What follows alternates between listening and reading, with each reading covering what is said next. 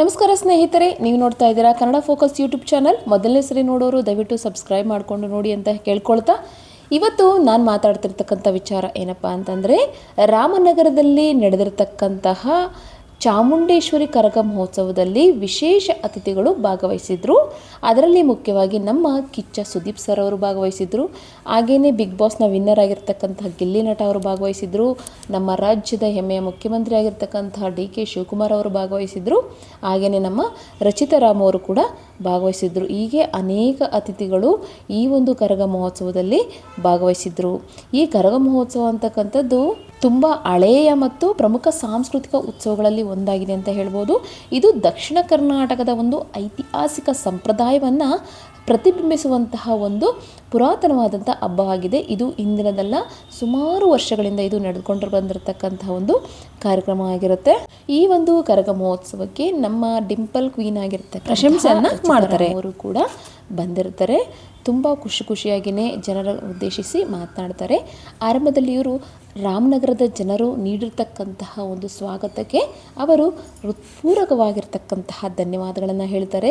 ನೀವು ಕೊಡ್ತಿರ್ತಕ್ಕಂತಹ ಪ್ರೀತಿ ವಿಶ್ವಾಸ ತುಂಬ ದೊಡ್ಡದು. ಅದಕ್ಕೆ ನಾನು ಥ್ಯಾಂಕ್ಸ್ ಅನ್ನೋ ಒಂದು ಚಿಕ್ಕ ಮಾತನ್ನು ನಾನು ಹೇಳಲಿಕ್ಕಾಗೋದಿಲ್ಲ. ಆದರೂ ಕೂಡ ನಾನು ನನ್ನ ಮನಸ್ಫೂರ್ತಿಯಾಗಿ ನಿಮಗೆ ಥ್ಯಾಂಕ್ಸನ್ನು ಹೇಳೋಕ್ಕೆ ಇಷ್ಟಪಡ್ತೀನಿ. ನೀವು ಕೊಟ್ಟಿರ್ತಕ್ಕಂಥ ಪ್ರೀತಿ ನನಗೆ ತುಂಬ ಅಮೂಲ್ಯವಾಗಿರ್ತಕ್ಕಂಥದ್ದು.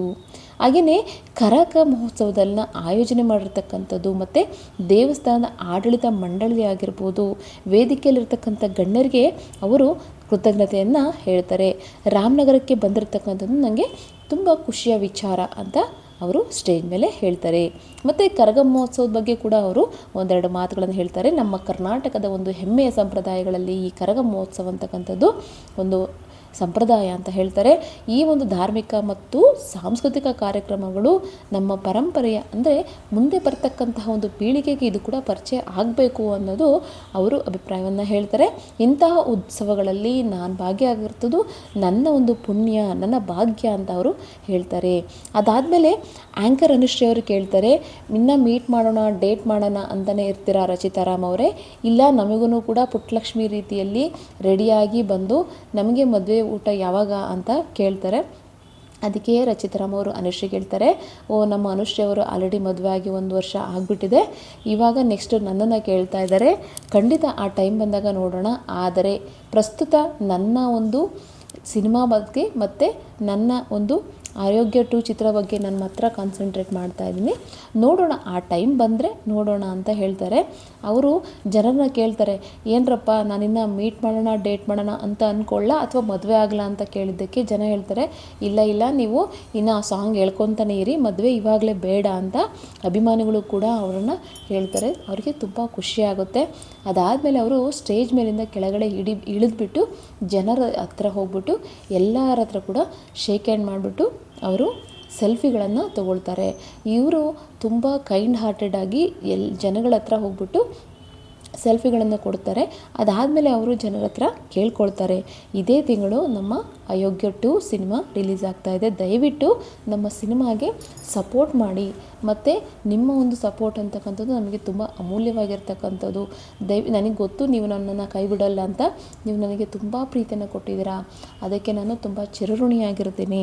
ನೀವು ಕೂಡ ಈ ಸಿನಿಮಾವನ್ನು ನೋಡಿ ನನಗೆ ಸಪೋರ್ಟ್ ಮಾಡಬೇಕು, ಈ ಸಿನಿಮಾವನ್ನು ನೀವು ಖಂಡಿತ ಗೆಲ್ಲಿಸ್ತೀರಾ ಅಂತ ನಾನು ನಂಬಿದ್ದೀನಿ ಅಂತ ಅವರು ಹೇಳ್ತಾರೆ. ಅದಕ್ಕೆ ಜನ ಎಲ್ಲ ಕೂಡ ಖಂಡಿತ ಸಪೋರ್ಟ್ ಮಾಡ್ತೀವಿ ಅನ್ನೋ ರೀತಿಯಲ್ಲಿ ಅವರು ಜನ ತುಂಬ ಕೂಗಾಡ್ತಾರೆ.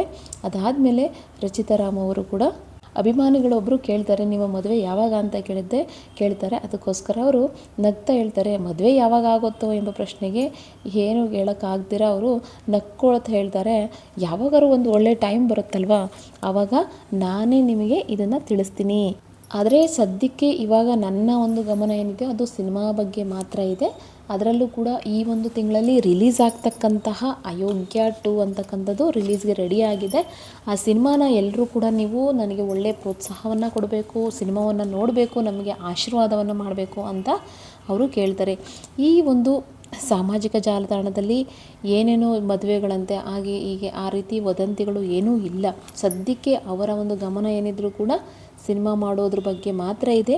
ಅವರು ಮದುವೆ ಬಗ್ಗೆ ಯಾವುದೇ ರೀತಿಯಾಗಿ ಅಧಿಕೃತವಾಗಿ ಏನೂ ಕೂಡ ಪ್ರಕಟ ಮಾಡಲಿಲ್ಲ. ಈ ಒಂದು ಸಮಾರಂಭದಲ್ಲಿ ಅವರು ಜಸ್ಟ್ ಮಾತಾಡಿರೋದು ಮೀಟ್ ಮಾಡೋಣ, ಇನ್ನು ಡೇಟ್ ಮಾಡೋಣ ಅಂತ ಅಷ್ಟೇ ಅಭಿಮಾನಿಗಳನ್ನು ಕೇಳ್ತಾರಾಗಲಿ ಮದುವೆ ಬಗ್ಗೆ ಅವರು ಯಾವುದೇ ರೀತಿಯಾಗಿ ಅಧಿಕೃತವಾಗಿ ಅವರು ಏನೂ ಮಾತಾಡಿಲ್ಲ. ರಾಮನ ಜನತೆಗೆ ಮತ್ತೊಂದು ಸರಿ ಅವರು ಮನವಿನ ಮಾಡ್ಕೊಳ್ತಾರೆ ಮತ್ತು ಧನ್ಯವಾದಗಳನ್ನು ಹೇಳ್ತಾರೆ. ನನ್ನ ದಯವಿಟ್ಟು ಅಯೋಗ್ಯ 2ಗೆ ನನಗೆ ಸಹಕಾರವನ್ನು ಕೊಡಿ, ನಿಮ್ಮ ಅಭಿಮಾನವನ್ನು ಕೊಡಿ ಅಂತ ಅವರು ಕೇಳ್ಕೊಳ್ತಾರೆ.